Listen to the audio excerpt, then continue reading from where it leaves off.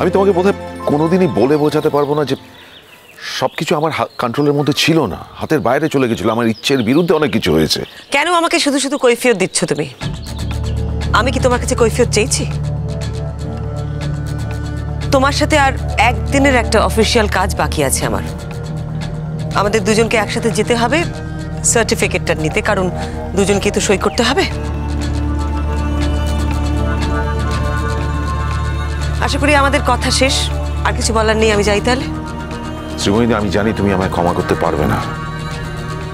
আমি ক্ষমা করার মতন কোনো কাজ করিনি, কিন্তু একটা কথা বলি, সেদিন যে আশীর্বাদের আয়োজন করা হয়েছিল তাতে আমার কিন্তু কোনো হাত ছিল না। যা করার মা করেছে। থাকাই তো উচিত ছিল। একটা মেয়েকে বাড়িতে এনে রেখেছো, কিভাবে রাখবে? তাকে কি রক্ষিতা সাজিয়ে রাখবে নাকি? শ্রীময়ী, তাছাড়া সম্বিত বাবু সেদিন কি বললেন ভুলে গেছো? মানে লোকে তো তোমাকেও বলতে পারে, মানে উল্টোটাও বলতে পারে। সেটাই বা লোককে বলার সুযোগ দেবে কেন বলো তো?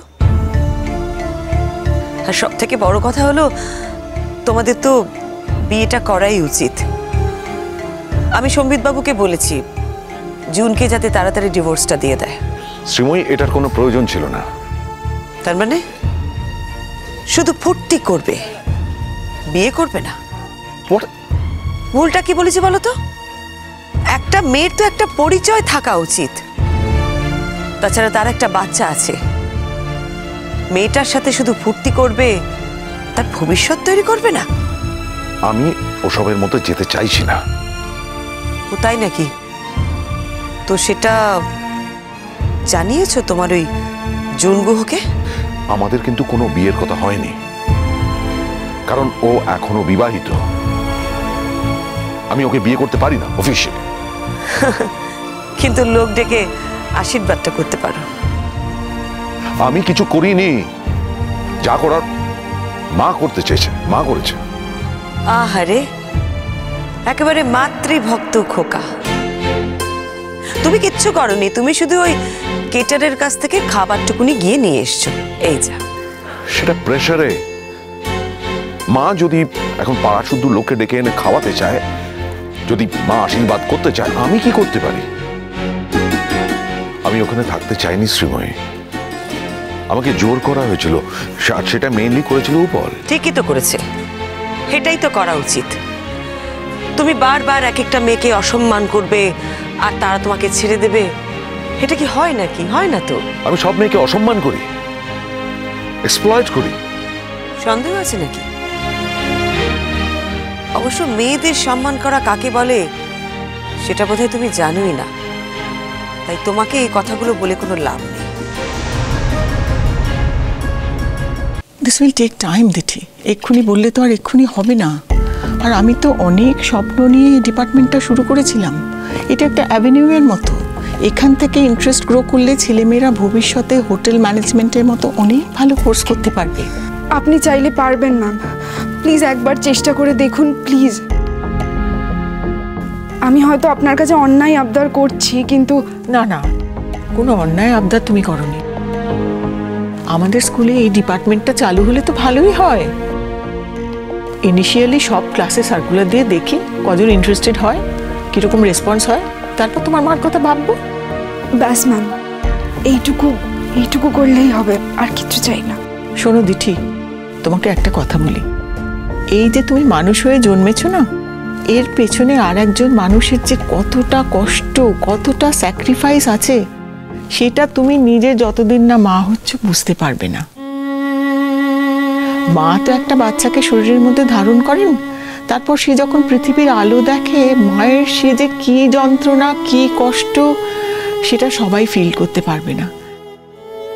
পৃথিবীতে সব ঋণ যদি শোধ করা যায়, এই ঋণটা কিন্তু কোনো দিনও শোধ করা যায় না। মায়ের সব অপরাধী ক্ষমা করে দেওয়া যায়, শুধু তিনি মা বলে জন্ম দিয়েছেন বলে, তা সে যত বড় অপরাধী হোক না কেন। আর আর মানে ওই তোমার যে আন্টি বলছো, তাকে তোমাদের বাড়িতেই বা থাকতে হচ্ছে কেন? এর মধ্যে অনেক ব্যাপার আছে ম্যাম, আপনি তো আমাদের ফ্যামিলির সব কথা জানেন না। হ্যাঁ, সেটা তো বুঝতেই পারছি। আর এটা তোমার মায়ের জন্য একটা সাংঘাতিক মানসিক চাপ। হ্যাঁ ম্যাম, আর আমি এই জন্যই চাইছি যে মা একটু নিজেকে সময় দিক, মা ওই বাড়িটা থেকে বেরিয়ে আসুক। আর একটা কথা আপনাকে একটু রাখতে হবে ম্যাম। কি কথা? আমি যে মায়ের জন্য আপনার কাছে বলতে এসেছি, এটা যেন মা কখনো না জানতে পারে। কেন? এটা জানলে তোমার মার তোমার জন্য অহংকার হবে। না ম্যাম, আমি চাই না যে মা এই কথাটা জানতে পারুক। আপনি কিছু হলে নিজে থেকেই মাকে বলবেন।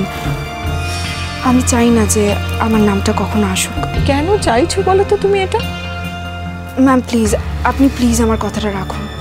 আচ্ছা ঠিক আছে, তোমার নাম জানাটা তো বড় কথা নয়, তোমার মা যাতে একটা অন্য জীবন পান সেটাই বড় কথা।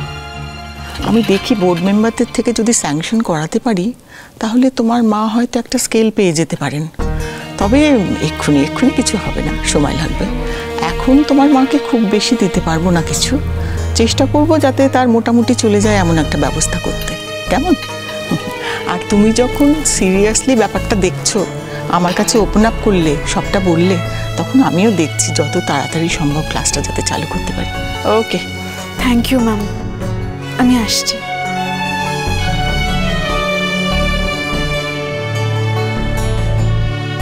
দেখো, যেহেতু তুমি আমার 3 ছেলে মেয়ের বাবা, আমি আমার ছেলে মেয়েদের স্বার্থে এই কথাটা তোমাকে বলছি। তোমার কিন্তু সত্যি ওই জুনকে বিয়ে করা উচিত। মানে আমার ছেলে মেয়েদের কাছে এটা খুব এম্বারেসিং, জানো তো, যে তাদের বাবার ডিভোর্স হয়ে গেছে আর সে একটা মহিলার সঙ্গে থাকে, এটা বলা ওদের কাছে খুব লজ্জাজনক।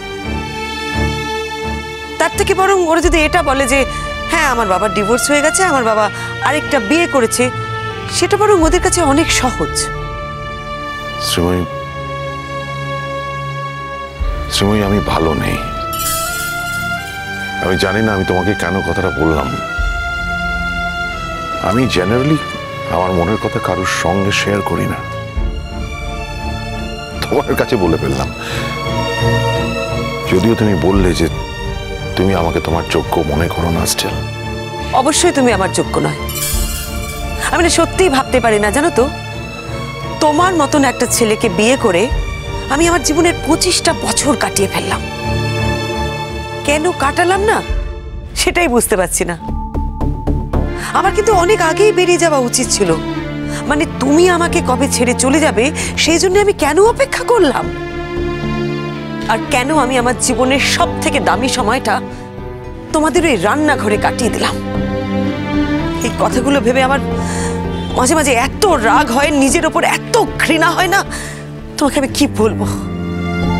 আমি খুব চেষ্টা করছি, জানো তো, আমার জীবনের এই অধ্যায়টা, এই 25টা বছর একেবারে ভুলে যেতে। সেদিন যখন জুনের সঙ্গে তোমার আশীর্বাদ পর্বটা চলছিল না, আমার কিন্তু ওটা থেকে একটুও খারাপ লাগছিল না, জানো তো। আমার মনে হচ্ছিল ঠিকই তো আছে, এই এর যোগ্য, একদম ঠিক হচ্ছে। আরো মনে হচ্ছিল আমি না সত্যি বেঁচে গেছি। তোমার মতন একটা লোককে স্বামী বলার যন্ত্রণা থেকে আমি মুক্তি পেয়েছি। এই কয়েকটা মাসে তুমি কত বদলে গেছো শ্রীময়ী। ভাগ্যিস। তবে এর জন্য আমি তোমার কাছে মন প্রাণ থেকে কৃতজ্ঞ। তুমি যদি আমাকে ছেড়ে না যেতে, আমি কিন্তু এভাবে বদলাতে পারতাম না। আমাকে তুমি যত খারাপই ভাবো না কেন, তুমি এত জানো না আমি কি কি জানি না আমি এখনো শ্রীময়ী, কেউ যদি তোমার ব্যাপারে কোনো খারাপ কিছু বলে আমি আমি আমি নিতে পারি না। আমি এখনো নিতে পারি না, আমার মধ্যে অশান্তি হয়, আমি আমি ঝগড়া করে ফেলি। আমি তাই নাকি? সেই জন্য বোধহয় আমার নিজেকে একেবারে ধন্য মনে করা উচিত, তাই না? আসলে আর কাউকে তো পাবে না যে সারা জীবন এইভাবে তোমাদের জন্য নিঃস্বার্থভাবে করে যাবে, যাকে সারা জীবন এইভাবে এক্সপ্লয়েট করতে পারবে। তুমি যা বলেছো ঠিক বলেছো, স্টিল কিন্তু একটা কথা কি জানো, দিঠির সঙ্গে তোমার সম্পর্কটা যে ঠিক হয়ে গেছে ভালো হয়েছে। আমি সত্যি মন থেকে চেষ্টা করেছিলাম। ওই সম্পর্কটা একদিন না একদিন ঠিক হবারই ছিল, তবে তোমার আমার সম্পর্কটা কোনোদিনই ঠিক হবে না। সে যতই তুমি গাড়ি দাঁড় করিয়ে আমাকে লিফট দেওয়ার কথা বলো, আর যতই বলো যে আমার সম্পর্কে তোমার সামনে কেউ কোনো কথা বললে তোমার রাগ হয়, তুমি নিতে পারো না, তুমি আমাকে রেসপেক্ট করো, যাই বলো না কেন, তুমি যতই এসব কথা বলো না কেন, এটা সত্যি যে তোমার আমার সম্পর্ক আর কোনোদিন ঠিক হবে না।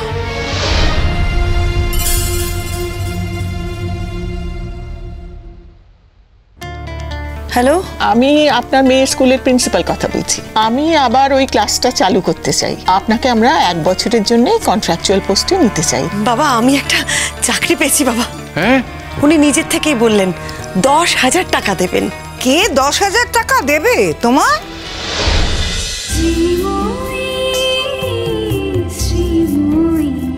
স্টার জলসার প্রিয় শো দেখার জন্য সাবস্ক্রাইব করুন আমাদের ইউটিউব চ্যানেলে এবং আপডেটেড থাকার জন্য প্রেস করুন বেল আইকন। চলো চলো চলো চলো পাল্টাই।